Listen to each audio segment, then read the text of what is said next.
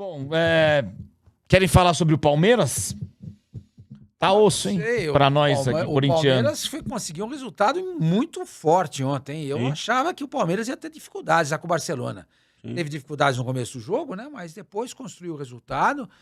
E o Facincani estava irritadíssimo hoje. Puta, mas o Facincani, eu vou te falar. Porque o Palmeiras perdeu a oportunidade de fazer 5-0. Falei, Facincani ganhou um jogo. Nunca vi os caras ficar tão mal acostumados. Ninguém imaginava, ninguém não, que muitos achavam que não ia ser possível. Foi 2-0. Cara, eu vejo palmeirense às vezes no Twitter falando esse técnico que se acomodou, esses jogadores que estão aí não receberam reforços, essa presidente que só quer aparecer, vocês estão acabando com o nosso Palmeiras. É outro mundo, é outro mundo. Não. As pessoas estão vivendo em outro mundo. Chega um cara de Marte e começa a ler aqui e fala assim, escuta, esse time tá na Série C? Exato. A impressão que dá é essa. O que eu acho que está acontecendo na Libertadores é o Fluminense dar um show representando o futebol brasileiro e se mostra o mais forte do futebol brasileiro, o Palmeiras vai lá e passa. O que o Palmeiras fez e passou o Fluminense. Não, eu sou o mais temido do futebol brasileiro. Aí o Fluminense vai lá, não, eu sou o mais temido do futebol brasileiro. Você que sempre criticou o Fernando Diniz, hein, Belo? Jamais. Você perseguia Marco ele. Belo sempre Jamais. criticou. Jamais. Sempre criticou o Fernando Diniz. Eu adoro o Falou Fernando que era treinador Diniz. de condomínio. Eu adoro o Fernando Diniz, não no meu time.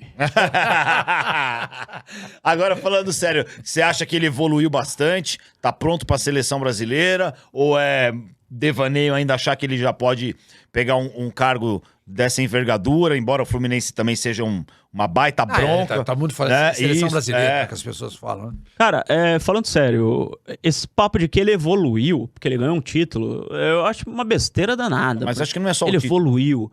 Eu acho que o Fernando Diniz, ele tem esse tipo de trabalho há tanto tempo. No Fluminense, por exemplo, na última passagem dele pelo Fluminense, depois do final do Campeonato Brasileiro, se você olhar as estatísticas, não lembro que ano que foi, que ele... Há uns 3 anos, acho. Há uns 3 anos? O Fluminense foi o time que mais chutou a gol de todos os times do Campeonato Brasileiro. Só que os caras não faziam gol. E eu lembro que eu falei isso no Neto, inclusive, um dia que o Neto não gosta do Fernando Diniz. Eu falei, ô Neto, o Diniz não tá lá pra chutar pra gol. O trabalho do técnico é deixar os caras na cara do gol. E não fazer o resto. O técnico não tá lá. E agora ele tem um tal de Germancano, que faz gol de tudo quanto é jeito. Então ele tem esse estilo de trabalho que eu acho muito bom, apesar de arriscado.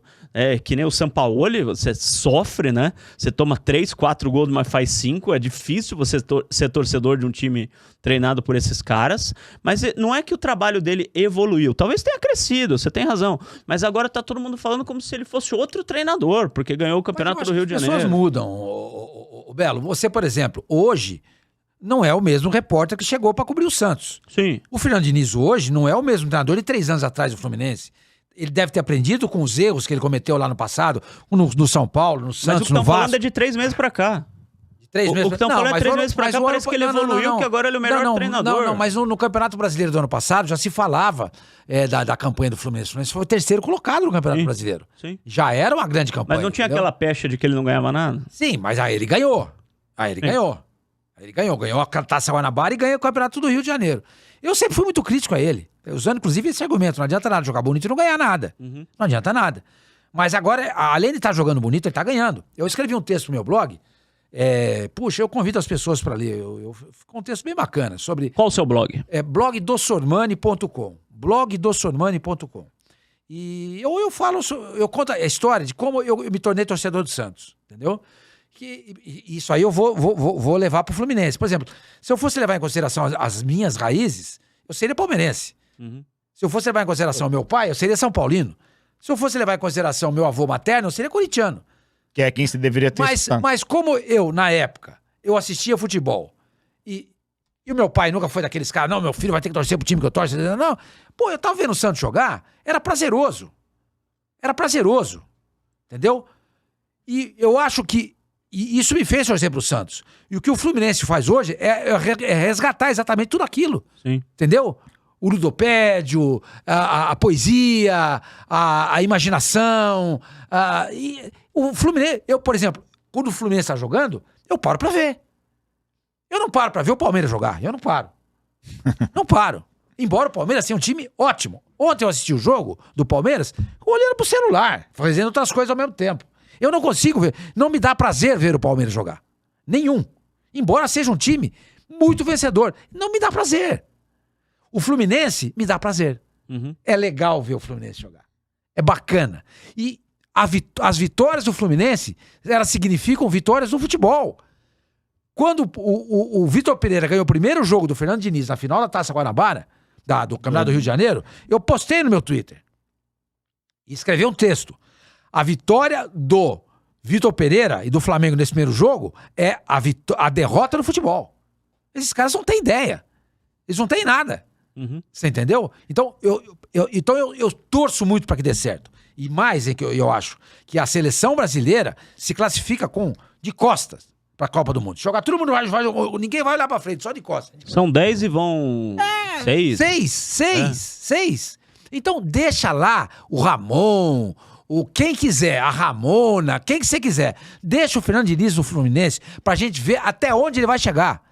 Porque você não pode pegar ele agora em julho, depois de ganhar um campeonato do Rio de Janeiro, e tá jogando bem, e colocar na seleção. Não, ele precisa amadurecer também. Não dá pra fazer igual o Lucha fez em 98? Era o ideal.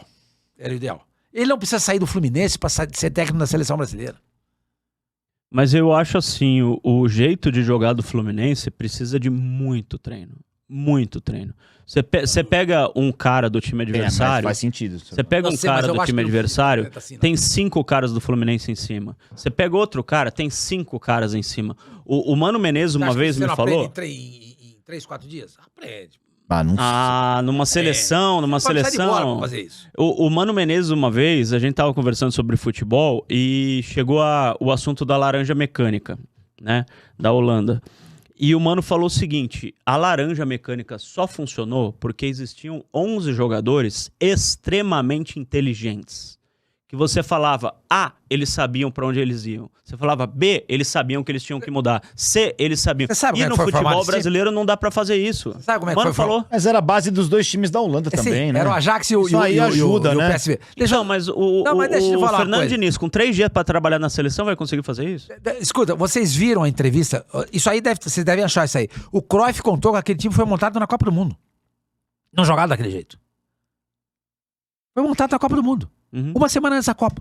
Não, mas O Cruyff falou isso. Se uma semana antes da Copa do Mundo foi montado aquele time, por que o Fernando Diniz não consegue montar esse time até chegar à Copa do Mundo? Porque os jogadores eram extremamente inteligentes, era acima do normal. Não sei. O negócio do técnico coçar o cotovelo, os caras sabem que a jogada é tal, mas eu acho entendeu? que os nossos jogadores têm capacidade pra isso. Eu não sei. Eu não sei. Tem jogador brasileiro que mal faz uma função, cara. Eu conheço a história de jogador brasileiro, não vou falar o nome, que sai da preleção do treinador, a preleção de 1h30 para uma final de campeonato, daí ele chega pro companheiro e fala, onde é que é pra eu ficar mesmo? O que eu vou fazer? É que preleção de 1h30, chega uma hora que você não presta mais atenção. A preleção tem que ser de 15 minutos, no máximo. Mas o que eu tô querendo dizer... O que eu tô uma hora e meia é um filme, pô. Não, mas o que eu tô querendo dizer... Uma hora e meia é um filme, pô. O que eu tô querendo dizer tem jogador que não tem esse... Entendi, mas não, eu entendi, não claro tem que a gente entendeu. Essa vontade... E essa capacidade de assimilação... De fazer 4, 5 funções no mesmo jogo com um gestinho do técnico. Tem jogador brasileiro que não tem. Ele pode ser muito bom numa função. Agora, você querer que ele faça 5 funções no mesmo jogo, eu acho muito difícil. Dá uma olhada nesse time do Fluminense.